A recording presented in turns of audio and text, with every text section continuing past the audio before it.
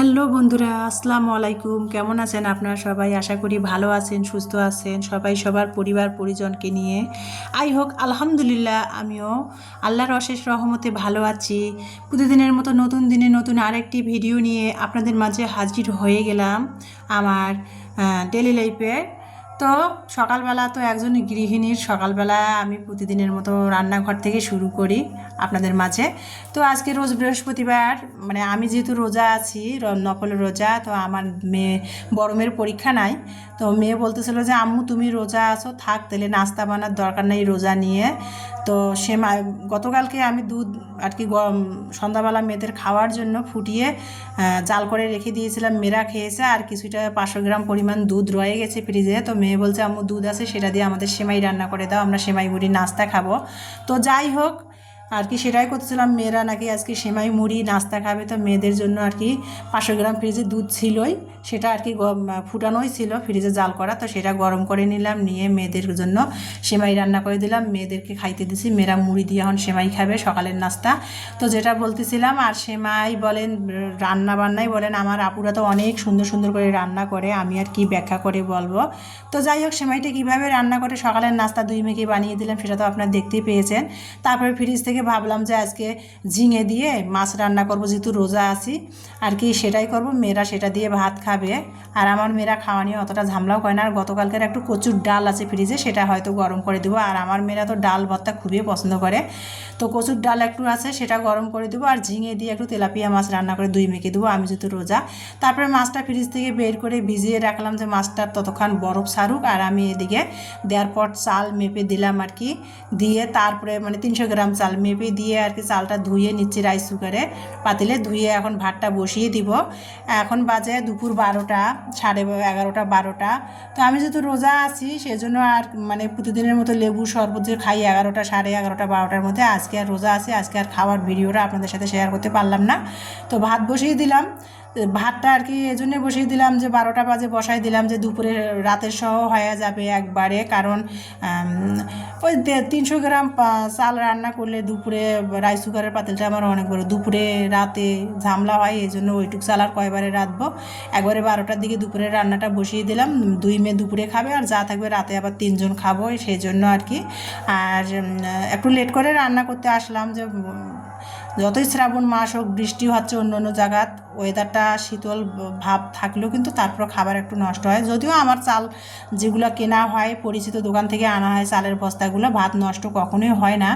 তো দুপুরে আর রাতের সহ ভাত বসিয়ে দিলাম রাইস কুকারে, দিয়ে এসে ওই যে বললাম ঝিঙে দিয়ে আমি তেলাপিয়া মাছ রান্না করব। তো ঝিঙেটা আমি কিভাবে ছেলে নিচ্ছে দেখেন। আর ঝিঙের খোসাটা আমি একটু ভাবলাম ভর্তা বানাবো, রাতে খাওয়া যাবে নি, ফ্রিজে রাখিলেও পরে খাওয়া যায়। তো ঝিঙে আর কি আমি ছিলে নিলাম। ঝিঙের গায়ে যে লম্বা লম্বা একটা ধারালো আর কি সার মানে শিরদানা থাকে, সেই শিরদানাটা আমি না আগে ছুরি দিয়ে ছেঁচে ফেলাইছি। এই যে ধারালো একটা কিন্তু শিরদানা থাকে, ওইটা আগে ছেঁচে নিয়েছি, নিয়ে তারপরে এই যে ঝিঙের খোসাগুলো আমি ছিলে নিচ্ছি, নিয়ে তারপরে ঝিঙেটা কেটে নিয়েছি, আর খোসাগুলো একটু ধুয়ে নিলাম, নিয়ে ছোটো ছোটো করে টুকরো করে নিলাম। নিয়ে তারপরে 1 কাপ পরিমাণ পানি দিয়ে ফ্রাই প্যানে আমি একটু লবণ দিলাম, একটু হলুদ দিলাম, দিয়ে 1 কাপ পানি দিয়ে ঢাকনা দিয়ে ঝিঙের খোসাটা সিদ্ধ করে নিলাম। এখানে 5-6টা কাঁচামরিচ আর কি 5-6টা রসুনের কোয়া দিয়ে আমি ঝিঙের খোসাটা সিদ্ধ হয়ে গেছে, পানিটা টেনে নিয়েছে, কাঁচামরিচ রসুনগুলো দিয়ে ঝিঙের খোসাটা একটু ভিজা ভেজা আছে, পানি গায়ের মধ্যে খোসাটার মধ্যে বেজেই আছে, লেগে আছে।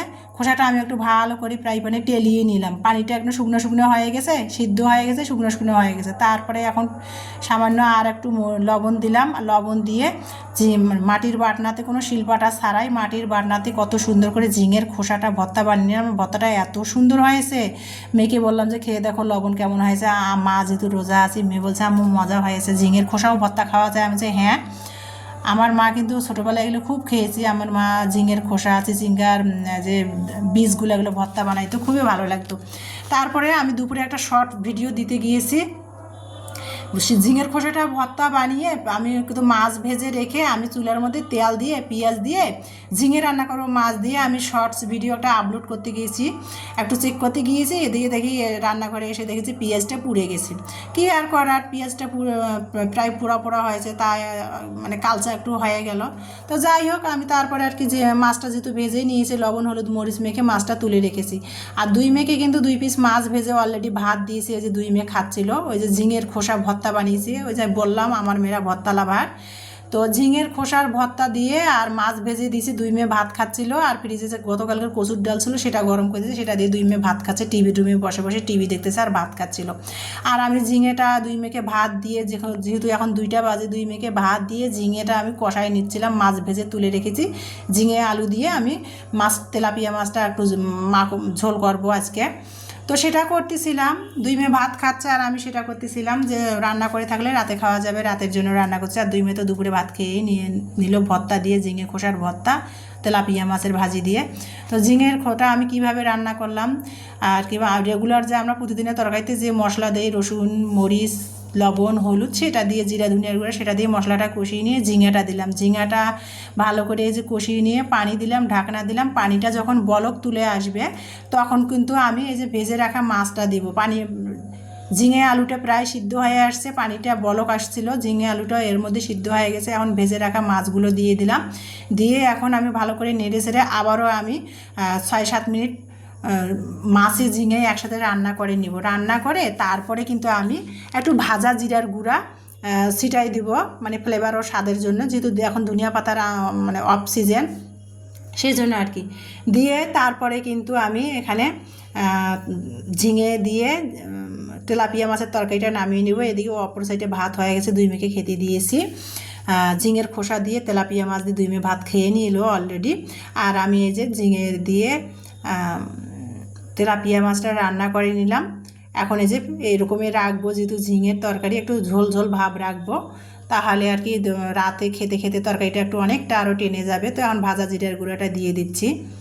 আর সিজনে বলে না, যে কোনো জিনিস যে কোনো সিজনে ভালো লাগে। যেমন এই যে এখন যে আমরা ফ্রিজে সিম ফ্রোজেন করে রাখি, গাজর ফ্রোজেন করে রাখি, আনসিজনে কিন্তু কোনো কিছুই ভালো লাগে না। যে সিজনে যে শাক সবজি সেই সিজনেই কিন্তু ভালো লাগে।